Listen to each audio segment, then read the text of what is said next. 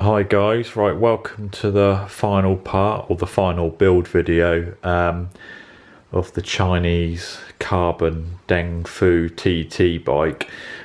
Firstly, apologise for the delay, been so busy and then cycling in Mallorca that I've only just got round to building the bike up this weekend, but I'll talk you through what I've put on the bike, what spec I've kind of gone for and how the build generally went. Just starting at the top with the aero bars. Also I've got the Di2 shifters. This is a kind of Dura-Ace brake shifter.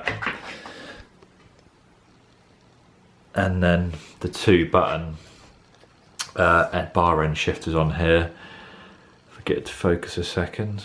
A zip kind of mount for the Garmin.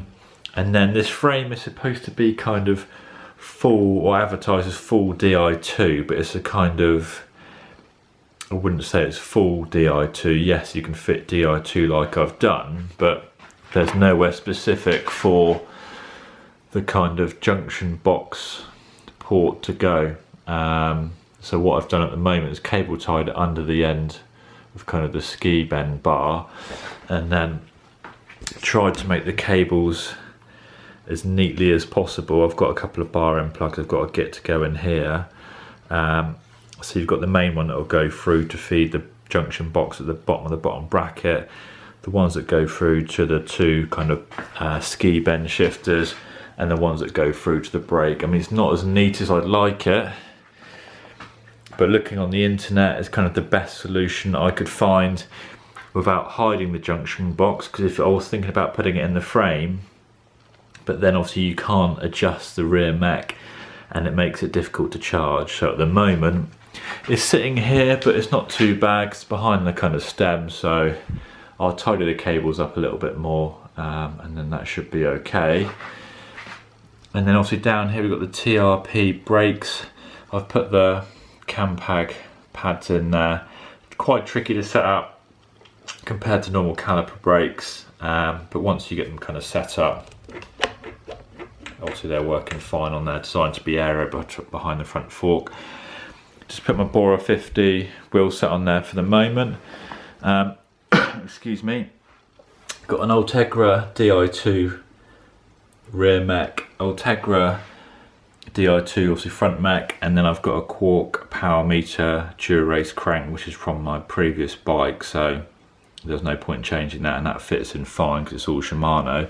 The bottom brake is trickier to set up because you actually have to take the cranks off to get access to kind of putting the pads in and kind of setting up basically. So after I put that on, I was going to do the brakes last, I had to take it off again, and then had to set up the rear kind of brakes on there, but they're working fine as well.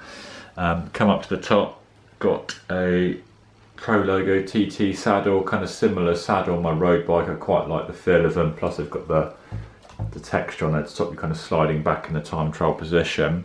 The bike's coming in at just over 8 kilos, so about over a kilo lighter than the P3 that I had previously, and obviously it's designed to be kind of a lot more air on the front end once the cables are tidied up. But yeah, the most difficult bit of the build was probably feeding the cables through the frame. But if you saw my previous vehicle, it was a case of using a Hoover thread, tying that to the cable, pulling it through.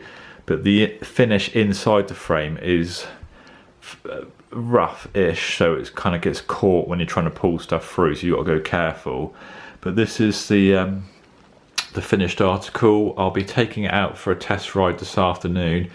If you want to follow me on Strava, I'll put a link below, and I'll pop some photos on Strava and kind of give some feedback of how the bike went on basically a test run, and then looking to race it kind of this hopefully Tuesday in the local TT. Any questions, just pop them below. I'm happy to kind of answer, or any feedback or any suggestions on what I can do to tidy up the cables, and yeah, please feel free to comment.